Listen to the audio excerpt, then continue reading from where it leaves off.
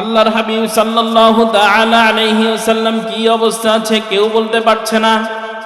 এক মা এক মহিষী নারী দৌড়াচ্ছেন আর কান্না করছেন আর শুনতে পাচ্ছেন যে উহুদের ময়দান থেকে সাহাবা আজমাইনদের কাফেলা আসতেছে। ওই মা দৌড়াচ্ছেন আর কান্না করছেন। ইন দ্য মিন টাইম এক সাহাবীর সাথে দেখা, তিনি জিজ্ঞাসা করলেন মাদা ফাআলা রাসূলুল্লাহ সাল্লাল্লাহু আলাইহি ওয়াসাল্লাম, ও সাহাবী তুমি বলো আল্লাহর হাবিব সাল্লাল্লাহু তাআলা আলাইহি ওয়াসাল্লামের কি খবর। ওই সাহাবী কিছুই বলতে পারছেন না, পিছনে চলে গেলেন, যেতে যেতে কান্না করছেন। ইন দ্য মিন টাইম তার কাছে খবর এসেছে, ও তুমি মুহাম্মদ সাল্লাল্লাহু আলাইহি সাল্লামের কথা শুনতে যাচ্ছ, এই যুদ্ধে তোমার পিতা শহীদ হয়ে গিয়েছে। একটা মেয়ের কাছে একটা পিতা কত যে দামি, কত ভালোবাসার জিনিস কল্পনা করা যায়। এই মহিষী নারী কোনো আওয়াজ করলেন না, আগের মধ্যে কান্না করে জিজ্ঞাসা করছেন, সামনে আগাচ্ছেন আর জিজ্ঞাসা করছেন মাযা ফাআলা রাসূলুল্লাহ সাল্লাল্লাহু তাআলা আলাইহি ওয়াসাল্লাম, তোমরা আমাকে বলো বিশ্বনবী কি অবস্থা আছেন, কেমন আছেন। কিছু দূর যাওয়ার পরে এক সাহাবী ওই মহিলাকে শোনাচ্ছে, শোনো এই যুদ্ধে তোমার ভাই শহীদ হয়েছে। প্রথমে শহীদ হয়েছে কে? বাবা। দ্বিতীয়বার খবর পেল কার? ভাই শহীদ হয়েছে। ওই মা আওয়াজকে আগের মতো রেখে কান্না করছেন আর সামনে আগাচ্ছেন।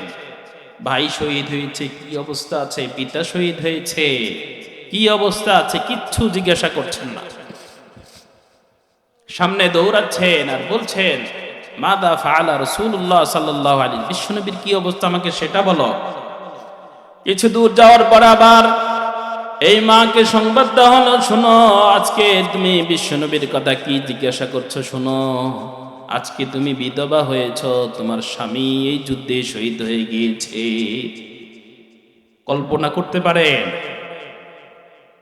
একজন স্বামী স্ত্রীর মাঝে যে মায়া মহব্বত ভালোবাসা, এর চাইতে বেশি ভালোবাসা হতে পারে? আর এই মা দৌড়াচ্ছেন আগের মতোই আর কান্না করছেন, কোনো দিকে তোয়াক্কা করছেন না, কোনো দিকে কান দিচ্ছেন না। দৌড়াতে দৌড়াতে কিছুক্ষণ পর আবার তিনি বলতে শুরু করলেন মাযা ফাআলা রাসূলুল্লাহ সাল্লাল্লাহু তাআলা আলাইহি ওয়াসাল্লাম, তোমরা আমাকে সংবাদ দাও বিশ্বনবী কি অবস্থা আছেন, কেমন আছেন, কোথায় আছেন। ইন দ্য মিন টাইম ও মাকে সংবাদ দাও হলে, শোনো তুমি কেন বিশ্বনবীর কথা জিজ্ঞাসা করছো, এই যুদ্ধে তোমার ছেলে শহীদ হয়ে গিয়েছে। কে শহীদ হয়েছে? ছেলে প্রথমে শহীদ হয়েছে, বাবা, তারপরে সংবাদ পেয়েছে কার?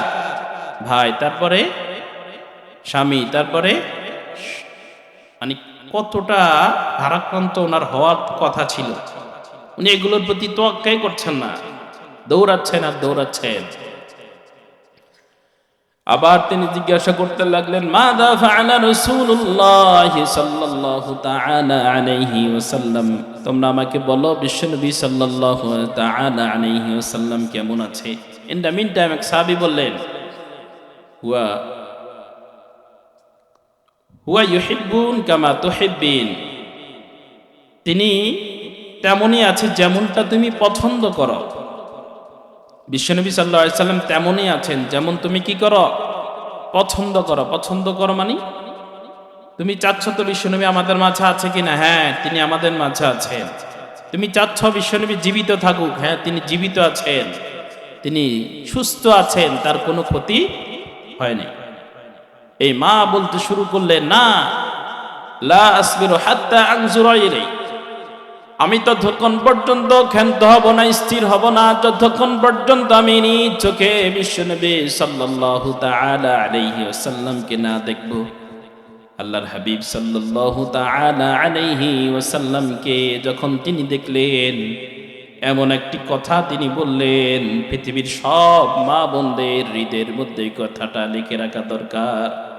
তিনি বিশ্বনবী সাল্লাল্লাহু আলাইহি ওয়াসাল্লামকে এক নজর দেখার পরে তিনি বললেন কুল্লু মুসিবাতিন বাদাকা জালাল ইয়া রাসূলুল্লাহ, ও আল্লাহর হাবিব সাল্লাল্লাহু তাআলা আলাইহি ওয়াসাল্লাম শুনেন, আপনাকে দেখার পরে আমার পিতা হারানোর কষ্ট, আমার ভাই হারানোর কষ্ট, স্বামী হারাবার কষ্ট, সন্তান হারাবার কষ্ট, এর চাইতে পৃথিবীতে আর কোনো কষ্ট হতে পারে না। শুনেন, এই সবগুলো কষ্ট, দুনিয়ার যত দুঃখ দুর্দশা আছে, মুসিবত আছে, সবগুলো আমার কাছে তুচ্ছ মনে হচ্ছে।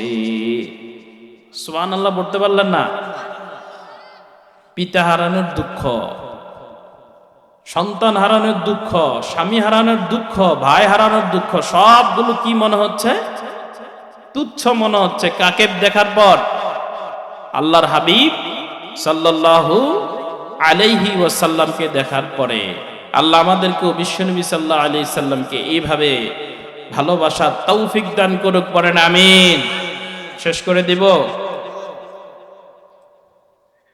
ফজর নামাজ পড়বেন না কে কে? হাত উঠান তো, যদি একটু বয়ান চলে। ফজর নামাজ পড়বেন না কে কে? হাত উঠান। মাশাআল্লাহ, সবাই পড়বেন। তাহলে কতক্ষণ চলতে পারে বলেন? মানে আপনাদের কোনো ইচ্ছা নাই? হ্যাঁ, উঠাউঠি করবেন। আমরা তো এতক্ষণ শুনছি সাহাবা আজমাইনদের ঘটনা, বিশ্বনবীকে কেমন ভালোবাসতেন। আমরা আমাদের নিজেদের একটা ঘটনা শুনলে ভালো লাগতো না? কি বলেন? আমাদের নিজেদের একটা ঘটনা শুনলে ভালো লাগতো না? এটা বলেই শেষ করছি। এই 1919 সালের কথা, যেটা যে সময় ভারত উপমহাদেশ, পাকিস্তান, বাংলাদেশ, ভারত সব একাত্রিত ছিল, ওই সময়ের ঘটনা। শহীদ এলমুদ্দিনের নাম শুনেছেন কেউ? কেউ নাম শুনেছেন শহীদ এলমুদ্দিনের? শুনেননি? বিশ্বনবী সাল্লাল্লাহু তাআলা আলাইহি ওয়াসাল্লামের ব্যাপারে 1919 সালে এক নাস্তিক মুরতাদ হিন্দু একটা বই লিখেছেন। বইটার নাম হচ্ছে রঙ্গিলা রাসূল। কি রাসূল? আমরা কি কথা শুনতেছেন? কি নাম বইটার? ওই শেষে কর্নার থেকে কথা আসছে না। কি নাম? এই বইটা যিনি লিখেছেন ওর নাম হচ্ছে প্রসাদ প্রতাপ হিন্দু। প্রসাদ প্রতাপ। আমি জিজ্ঞাসা করবো নামগুলো, কিন্তু এই নামে সে এই বইটা প্রকাশ করতে সাহস পাচ্ছে না। সে একটা ছদ্মনাম ধারণ করলো। নামটা হচ্ছে চামু প্রতিপণ্ডিত। কি নাম? চামু প্রতিপণ্ডিত। নিজে বই প্রকাশ করতে পারছে না। এই বইটা লাহোরের একটা প্রকাশনা থেকে, যে প্রকাশনের মালিক হচ্ছে রাজপাল। এই রাজপাল এই রঙিলা রাসূলকে ছাপিয়েছেন।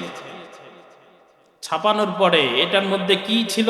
বিশ্বনবী সাল্লাল্লাহু আলাইহি সাল্লামের ব্যাপারে অনেক খারাপ খারাপ মন্তব্য করেছে, মিথ্যা বানোয়াট দিয়ে ভরা। এই বইটা প্রকাশ হওয়ার পরে পুরা ভারতবর্ষে মুসলমানদের কলিজার মধ্যে আগুন ধরে গিয়েছে। আন্দোলন আর আন্দোলন, লাহোর টু ঢাকা, পুরা ভারত মহাদেশে মুসলমানদের আন্দোলন উত্তাল হয়ে উঠেছে। একটা সময় যখন মুসলমানরা যখন কেস করেছে, লাহোর সেশন কোর্ট থেকে এই রাজপালকে কি করা হলো? শাস্তি দেওয়া হলো। রাজপালকে যখন শাস্তি দিয়েছে লাহোর সেশন কোর্ট থেকে, এরপরে এই রাজপালের আইনজীবী কি করেছে?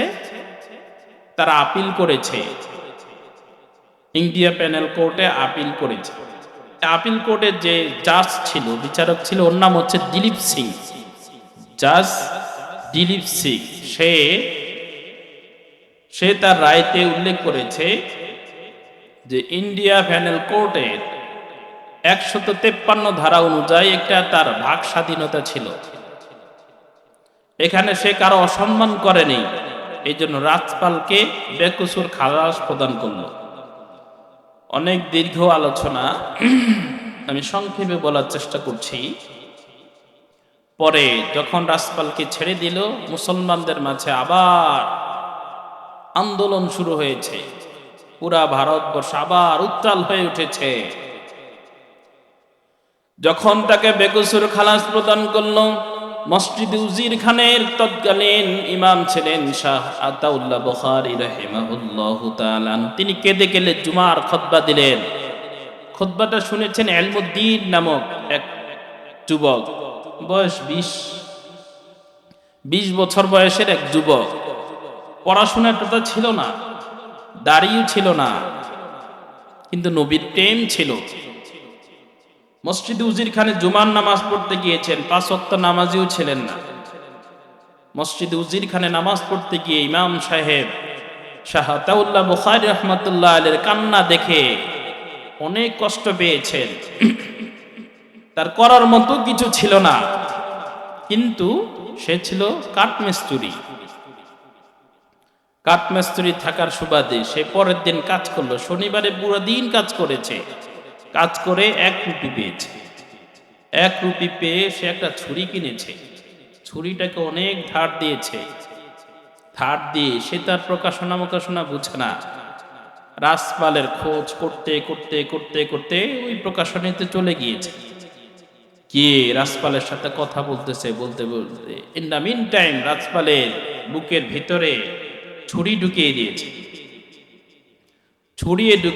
ছুরি ঢুকিয়ে দিয়ে তৎক্ষণাৎ তাকে মেরে ফেললেন জায়গায় ঢিল, যেটা পুরো ভারতবর্ষের কেউ করতে পারল না, একজন করে দেখিয়ে দিয়েছেন। তার নাম কি? ইলমুদ্দিন। হত্যা করে ইলমুদ্দিন এই নবীর দুশমনকে হত্যা করে আর চলে যাচ্ছেন না, ওখানে দাঁড়িয়ে আছে। যথারীতি পুলিশ আসলো, এসে তাকে নিয়ে গেল। নিয়ে যাওয়ার পরে হতে হতে তার বিচার হতে হতে তার বিচারে এখন এই ইলমুদ্দিনের পক্ষে পুরা ভারতবর্ষের যত মুসলমান আছে সবাই ইলমুদ্দিনের পক্ষে। সবাই কার পক্ষে? ইলমুদ্দিনের পক্ষে। কিরে, সব মুসলমান মিলে যা না করতে পেরেছে, একজনে সেটা করে দেখিয়েছে। এটা আশ্চর্যের বিষয় না? ইলমুদ্দিনকে বাঁচানোর জন্য তারা আইনজীবী নিয়োগ করলেন। ওনার আইনজীবী ছিল মোহাম্মদ আলী জিন্নাহ। কে ছিল? মোহাম্মদ আলী জিন্নাহ। ওনার যেদিন রায় হবে, ফাইনাল রায়, এর আগের দিন মোহাম্মদ আলী জিন্নাহ বলে গিয়ে এসেছেন কানে কানে, শোনো, আগামী দিন আমি তোমাকে যেই কথা আজকে বলে যাচ্ছি সেটা আগামী দিন বলবে। সেটা হচ্ছে, তুমি বলবে আমি যে সময় তাকে হত্যা করেছি আমার হিতাহিত জ্ঞান ছিল না, আমি বয়স কম, আমি এতটা বুঝি না, তোমার ব্যাপারে যা বলার আমিই বলবো। তুমি বলবে আমি কাকে হত্যা করেছি ওই সময় আমার জ্ঞান ছিল না। আমার কি ছিল না? জ্ঞান ছিল না, অর্থাৎ বোকা শোকা লোক আমি এগুলো বুঝি না, কাকে হত্যা করেছি না কি করেছি বাকিটা আমি দেখিনি। এই কথা বলে রাতে মোহাম্মদ আলী জিন্নাহ চলে গিয়েছে। পরের দিন যথারীতি বিচার কার্য শুরু হচ্ছে। ইন দ্য মিন টাইম ইলমুদ্দিনকে জিজ্ঞাসা করছে জাজ যে তুমি কেন হত্যা করেছ? ইলমুদ্দিনকে জিজ্ঞাসা করা হলো, তুমি কি হত্যার সময় তোমার জ্ঞান বুদ্ধি ছিল না?